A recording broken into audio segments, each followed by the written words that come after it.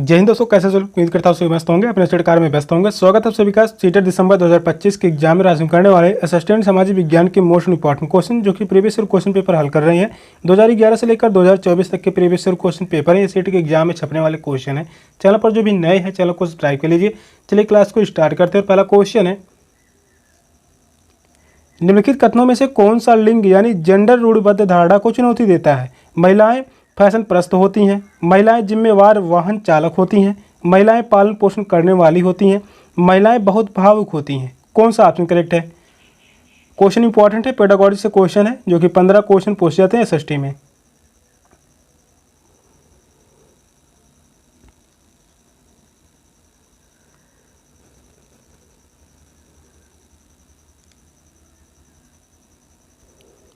Question क्या है, निम्नलिखित कथनों में से कौन सा लिंग जेंडर रूढ़िवादिता धारणा को चुनौती देता है? महिलाएं जिम्मेवार वाहन चालक होती हैं, सेकंड ऑप्शन करेक्ट है। कुछ धारणाएं जैसे महिलाओं का फैशन प्रस्त होना, पालन पोषण करने वाली होना तथा भावुक होना इत्यादि रूढ़िवादिता को प्रदर्शित करता है, जबकि महिलाओं का एक जिम्मेदार वाहन चालक होना रूढ़िवादिता को चुनौती देता है। सेकंड ऑप्शन करेक्ट है। नेक्स्ट क्वेश्चन है, नारी मताधिकार आंदोलनकारियों की निम्नलिखित में से कौन से मुख्य मांग है? महिलाओं के लिए नौकरशाही भूमिका का अधिकार, धनी महिलाओं के लिए वयस्क मताधिकार, श्रम वर्ग के लिए वयस्क मताधिकार, महिलाओं के लिए मताधिकार। कौन सा ऑप्शन करेक्ट है?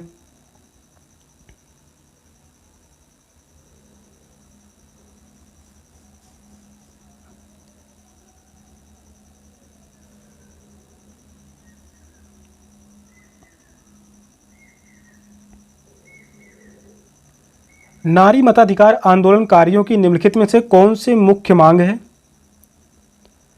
महिलाओं के लिए मताधिकार। फोर्थ ऑप्शन करेक्ट है, महिलाओं के लिए मताधिकार। नारी मताधिकार आंदोलनकारियों की प्रमुख मांग जो है महिलाओं के लिए मताधिकार। फोर्थ ऑप्शन करेक्ट है। नेक्स्ट क्वेश्चन है, जातकों के विषय में निम्नलिखित कथनों में से कौन सा सही है? इनकी रचना सामान्य लोगों द्वारा की गई, जिन्हें जैन साधुओं द्वारा लिखा गया और उनका संकलन किया गया। सेकंड ऑप्शन कह रहा है, इनकी रचना बौद्ध भिक्षुओं द्वारा की गई थी, जिन्हें सामान्य लोगों द्वारा लिखा गया था और उनका संकलन किया गया। थर्ड कथन कह रहा है, इनकी रचना जैन साधुओं द्वारा की गई थी, जिन्हें सामान्य लोगों द्वारा लिखा गया और उनका संकलन किया गया। वहीं फोर्थ ऑप्शन कह रहा है, इनकी रचना सामान्य लोगों द्वारा की गई थी, जिन्हें बौद्ध भिक्षुओं द्वारा लिखा गया और उनका संकलन किया गया। कौन सा ऑप्शन करेक्ट है? ये क्वेश्चन इंपॉर्टेंट है, 2019 में क्वेश्चन पूछा गया था।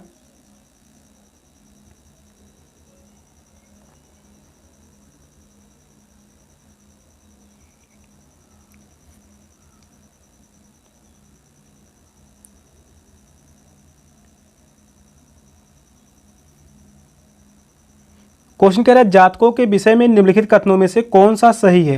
तो जातक जो है, जातक विषय या बौद्ध धर्म से संबंधित है। जातक विषय या बौद्ध धर्म से संबंधित है। जिस ऑप्शन में यहाँ पर जैन धर्म लिखा गया है यह गलत होगा। पहला ऑप्शन गलत है, यहाँ पर भी जैन साधुओं द्वारा, यह भी गलत होगा।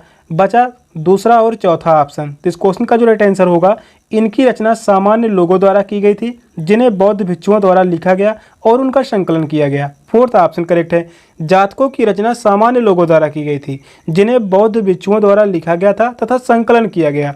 इसमें भगवान बुद्ध के पूर्व जन्मों की लोकप्रिय कहानियों का उल्लेख किया गया है। इसमें जो है जातक में भगवान बुद्ध के पूर्व जन्मों की लोकप्रिय कहानियों का उल्लेख किया गया है। ये मूलतः पाली भाषा में लिखी गई थी। जातक जो है किस भाषा में लिखी गई? या पाली भाषा में लिखी गई। मुख्यतः यह पाली भाषा में लिखी गई और ये कहानियाँ नैतिक तथा धार्मिक मूल्यों की पोषक हैं। फोर्थ ऑप्शन करेक्ट है। नेक्स्ट क्वेश्चन है, आईने अकबरी के विषय में निम्नलिखित कथनों में से कौन सा सही है? इसमें अकबर के पूर्वजों और अकबर के शासन की घटनाओं का विवरण दिया गया है।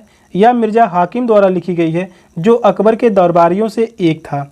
यह अकबर के प्रशासन के विविध पहलुओं के विषय में संपन्न सांख्यिकी विवरण प्रस्तुत करता है।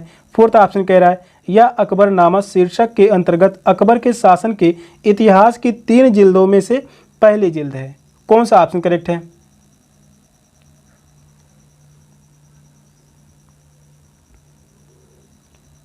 आईने अकबरी से काफ़ी बार क्वेश्चन बन चुका है। यह क्वेश्चन पूछा गया था 2019 में। इसके बाद क्वेश्चन पूछा गया आईने अकबरी से 2023 में।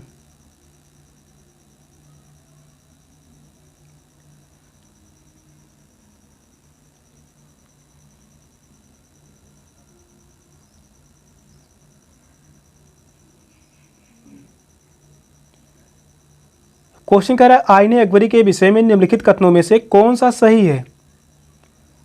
यह अकबर के प्रशासन के विविध पहलुओं के विषय में संपन्न सांख्यिकी विवरण प्रस्तुत करता है। थर्ड ऑप्शन करेक्ट है। आईने अकबरी यह अबुल फजल द्वारा रचित एक ग्रंथ है। किसके द्वारा लिखा गया था आईने अकबरी? यह लिखा गया था अबुल फजल के द्वारा। यह लिखा गया अबुल फजल के द्वारा। अबुल फजल द्वारा रचित अकबरनामा की एक भाग है। इसमें प्रत्येक सूबों, जिलों तथा परगनों का सांख्यिकीय आंकड़े उल्लिखित है और यह ग्रंथ अकबर कालीन राजनीतिक, आर्थिक तथा सामाजिक स्थितियों के अध्ययन हेतु तथ्य प्रस्तुत करता है। थर्ड ऑप्शन करेक्ट है। नेक्स्ट क्वेश्चन है, निम्नलिखित में से किसने अपनी कृतियों को भी शामिल करते हुए बाबा गुरु नानक की रचनाओं को गुरुमुखी में संकलित किया? गुरु अंगद, गुरु अर्जुन देव, गुरु तेग बहादुर, गुरु गोविंद सिंह। कौन सा ऑप्शन करेक्ट है?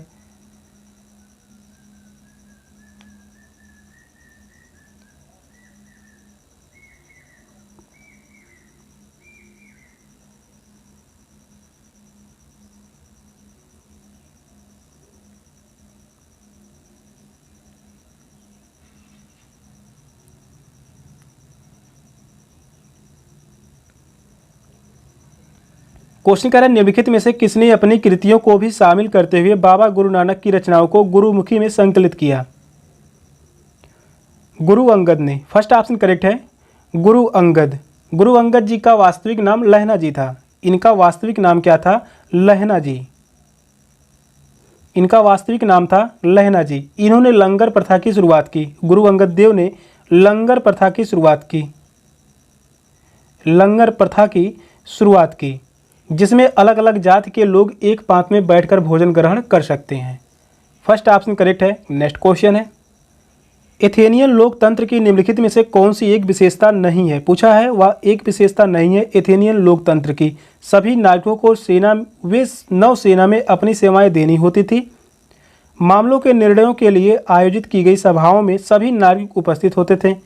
थर्ड ऑप्शन कह रहा है कई पदों पर नियुक्तियां लॉटरी के माध्यम से की जाती थी। वहीं फोर्थ ऑप्शन है 30 से अधिक उम्र के उन सभी पुरुषों और महिलाओं को पूर्ण नागरिकता प्राप्त थी जो दास नहीं थे। कौन सा ऑप्शन करेक्ट है?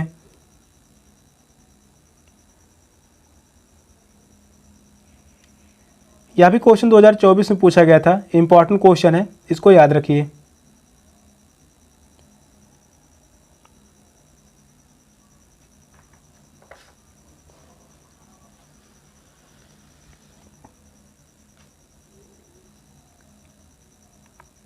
क्वेश्चन कह रहा है एथेनियन लोकतंत्र की निम्नलिखित में से वह कौन सी एक विशेषता नहीं है?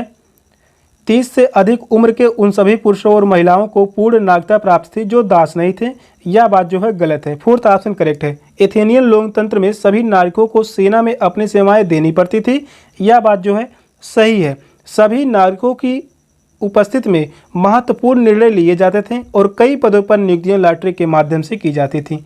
फोर्थ ऑप्शन करेक्ट है। नेक्स्ट क्वेश्चन है, समुद्रगुप्त की निम्नलिखित में से कौन सी ऐसी नीति थी जो विशिष्ट रूप से दक्षिणापथ शासकों के लिए थी? उन्होंने समुद्रगुप्त की अधीनता स्वीकार की और अपनी पुत्रियों का विवाह उससे किया। वे उपहार लेते थे, उसके आदेशों का पालन करते थे और उसके दरबार में उपस्थित होते थे। थर्ड ऑप्शन कह रहा है इन्होंने हार स्वीकार की व इन्हें पुनः शासन करने के लिए अनुमति दी गई। वहीं फोर्थ ऑप्शन है उनके साम्राज्यों का उखाड़ फेंका गया और उन्हें समुद्रगुप्त के साम्राज्य का अंग बनाया गया। कौन सा ऑप्शन करेक्ट है?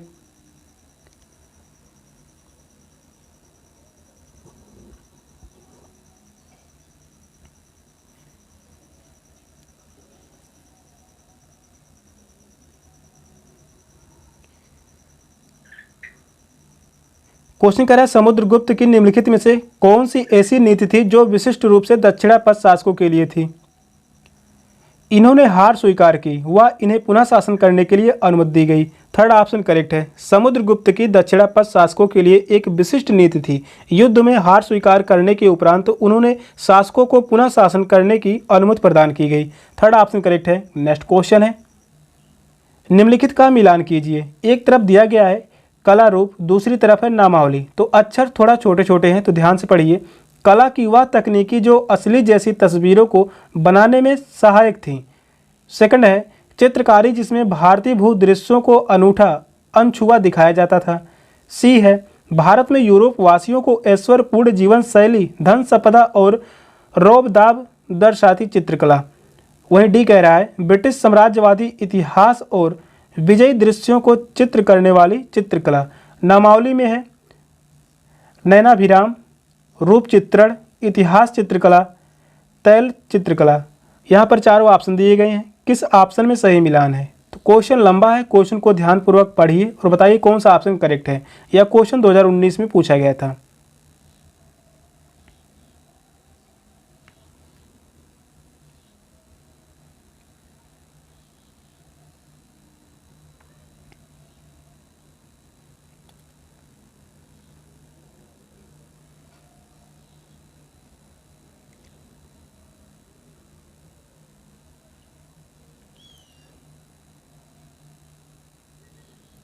तो यहाँ पर मिलान करना है, चलिए मिलान करते हैं। एक तरफ है कला रूप, दूसरी तरफ है नामावली।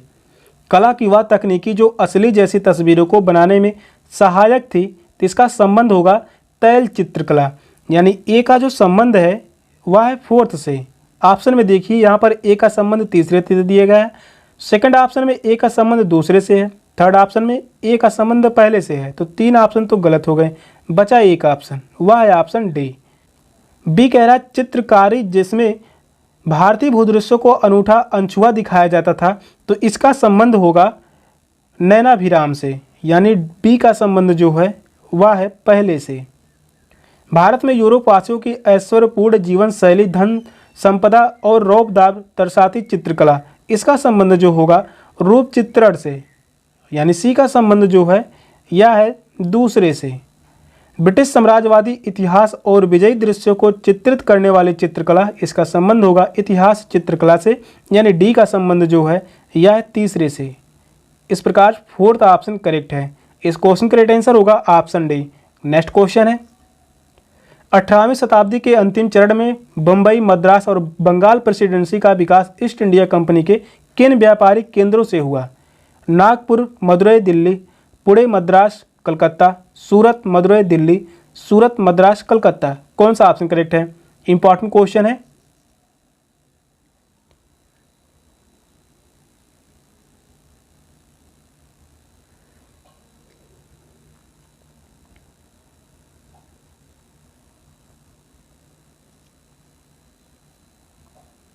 क्वेश्चन करा 18वीं शताब्दी के अंतिम चरण में मुंबई, मद्रास और बंगाल प्रेसिडेंसियों का विकास ईस्ट इंडिया कंपनी के किन व्यापारिक केंद्रों से हुआ?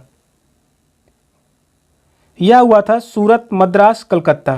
फोर्थ ऑप्शन करेक्ट है, सूरत, मद्रास और कलकत्ता। 18वीं शताब्दी के अंतिम चरण में मुंबई, मद्रास और बंगाल प्रेसिडेंसी का विकास ईस्ट इंडिया कंपनी के सूरत, मद्रास तथा कलकत्ता व्यापारिक केंद्रों से हुआ। फोर्थ ऑप्शन करेक्ट है। नेक्स्ट क्वेश्चन है ए और बी कथनों पर बौद्ध महायान के संदर्भ में विचार कीजिए और सही उत्तर का चयन कीजिए। पहला कथन कह रहा है बौद्ध धर्म के इस रूप में बुद्ध की उपस्थिति कुछ एक संकेत का उपयोग करते हुए मूर्तियों में दिखाई गई। वहीं दूसरा कथन कह रहा है महायान बौद्ध के आने के साथ ही बोधिसत्व में विश्वास समाहित हुआ। ऑप्शन है ए गलत है, बी सही है। सेकंड ऑप्शन है ए बी दोनों सही हैं। थर्ड ऑप्शन है ए बी दोनों गलत हैं। फोर्थ ऑप्शन है ए सही है किंतु बी गलत है। कौन सा ऑप्शन करेक्ट है? यह क्वेश्चन पूछा गया था 2018 में।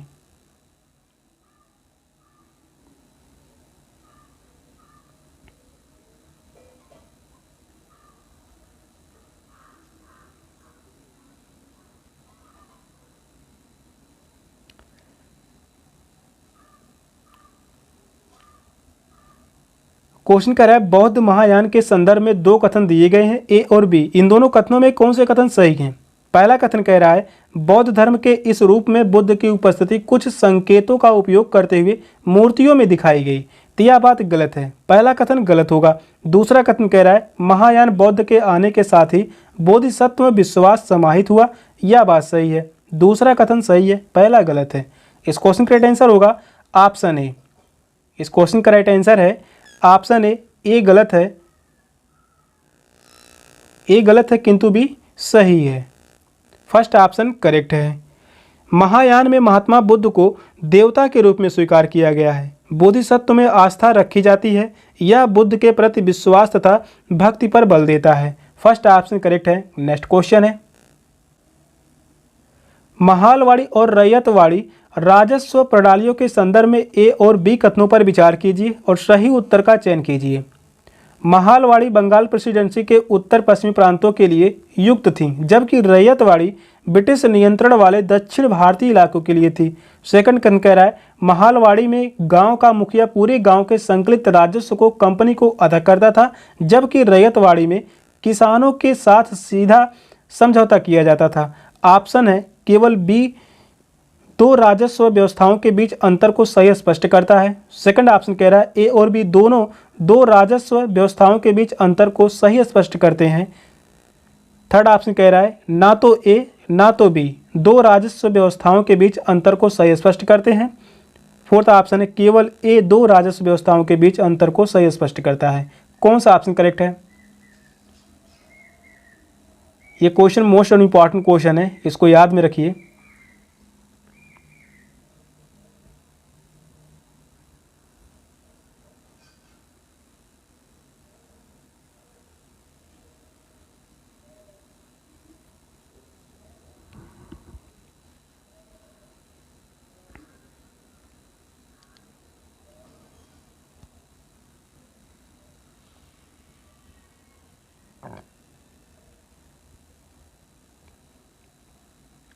क्वेश्चन कह रहा है महालवाड़ी और रैयतवाड़ी राजस्व प्रणालियों के संदर्भ में दो कथन दिए गए हैं, ए और बी। इन दोनों कथनों में कौन से कथन सही हैं? महालवाड़ी बंगाल प्रेसिडेंसी के उत्तर पश्चिमी प्रांतों के लिए युक्त थी, जबकि रैयतवाड़ी ब्रिटिश नियंत्रण वाले दक्षिण भारतीय इलाकों के लिए थी। यह बात सही है। और दूसरा कथन कह रहा है महालवाड़ी में गांव का मुखिया पूरे गांव के संकलित राजस्व को कंपनी को अदा करता था, जबकि रैयतवाड़ी में किसानों के साथ सीधा समझौता किया जाता था। तो यह भी सही होगा। सेकंड ऑप्शन करेक्ट है। ए और बी दोनों राजस्व व्यवस्थाओं के बीच अंतर को सही स्पष्ट करते हैं। सेकंड ऑप्शन करेक्ट है। महालवाड़ी बंगाल प्रेसिडेंसी के उत्तर पश्चिमी प्रांतों के लिए एक राजस्व प्रणाली थी, जबकि रैयतवाड़ी ब्रिटिश नियंत्रण वाले दक्षिण भारतीय इलाकों के लिए थी। और महालवाड़ी में गांव का मुखिया पूरे गांव के संकलित राजस्व को कंपनी को अदा करता था, जबकि रैयतवाड़ी में किसानों के साथ सीधा समझौता किया जाता था। सेकंड ऑप्शन करेक्ट है। नेक्स्ट क्वेश्चन है सूफी संत के मकबरों को जाना जाता है ईदगाह के नाम से, गुल फरोसा के नाम से, दरगाह के नाम से या खानकाह के नाम से। कौन सा ऑप्शन करेक्ट है? यह क्वेश्चन लगातार पूछे गए हैं 2018 और 2019।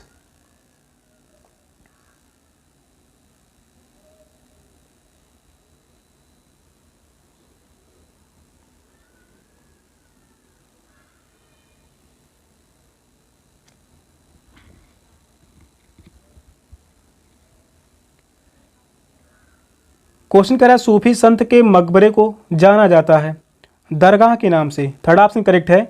दरगाह के नाम से सूफी संत के मकबरों को दरगाह कहा जाता है। यह एक सूफी इस्लामिक पवित्र स्थान होता है, या जो है एक पवित्र स्थान होता है।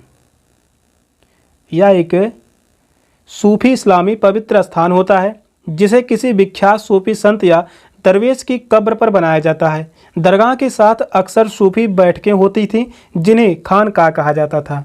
दरगाह के साथ जो सूफी बैठकें होती थीं, सूफी बैठकें होती थी, उन्हें खानकाह कहा जाता था। थर्ड ऑप्शन करेक्ट है, दरगाह। नेक्स्ट क्वेश्चन है विशिष्टाद्वैतवाद का सिद्धांत 11वीं शताब्दी में प्रस्तावित किया गया बसवन्ना द्वारा, एकनाथ द्वारा, सखुबाई द्वारा, रामानुज द्वारा। कौन सा ऑप्शन करेक्ट है? यह क्वेश्चन मोस्ट इंपॉर्टेंट क्वेश्चन है, काफ़ी बार यह क्वेश्चन बन चुका है और यह क्वेश्चन 2015 में पूछा गया, 2019 में पूछा गया, यही क्वेश्चन 2023 में पूछा गया।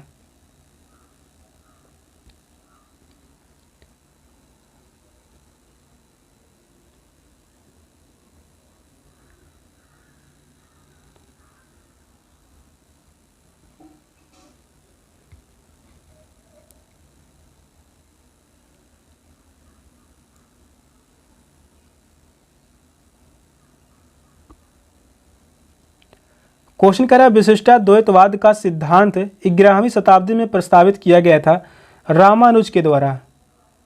फोर्थ ऑप्शन करेक्ट है, रामानुज के द्वारा। विशिष्टाद्वैत दर्शन के प्रतिष्ठापक रामानुज थे। उनका जन्म संवत 1084 में हुआ था।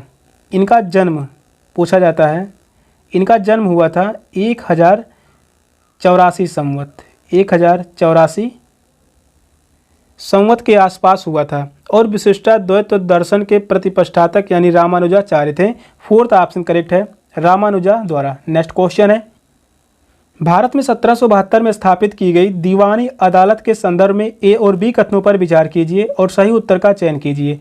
यह एक फौजदारी अदालत थी या यूरोपियन जिलाधीशों की अध्यक्षता में चलाया था। ऑप्शन है ए गलत है, बी सही है। सेकंड ऑप्शन है ए और बी दोनों सही हैं, ए और बी दोनों गलत हैं, ए सही है, बी गलत है। कौन सा ऑप्शन करेक्ट है?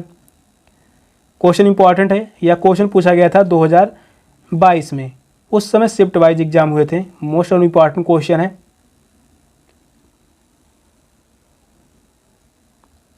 क्वेश्चन कह रहा है भारत में 1772 में स्थापित की गई दीवानी अदालत। यहाँ से क्वेश्चन पूछा जाता है दीवानी अदालत की स्थापना कब की गई? 1772 में। इस पर दो कथन दिए गए हैं, ए और बी। इन दोनों कथनों में कौन से कथन सही हैं? यह एक फौजदारी अदालत थी, यह बात गलत है।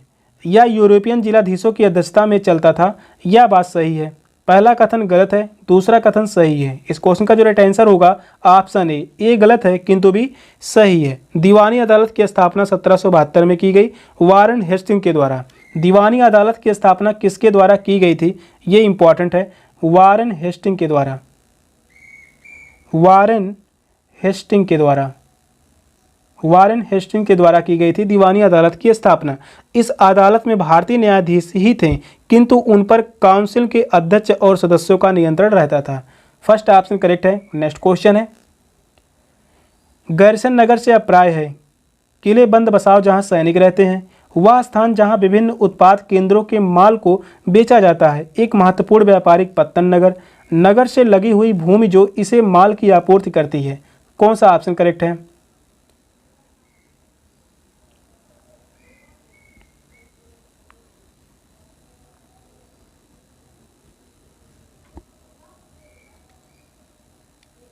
क्वेश्चन कह रहा है गैरिसन नगर से क्या अप्राय है? किले बंद बसाओ जहां सैनिक रहते हैं। फर्स्ट ऑप्शन करेक्ट है, किले बंद बसाओ जहां सैनिक रहते हैं। ब्रिटिश शासनकाल में गैरिसन नगरों का अभिप्राय ऐसे नगरों से था जहां सैनिक रहते थे।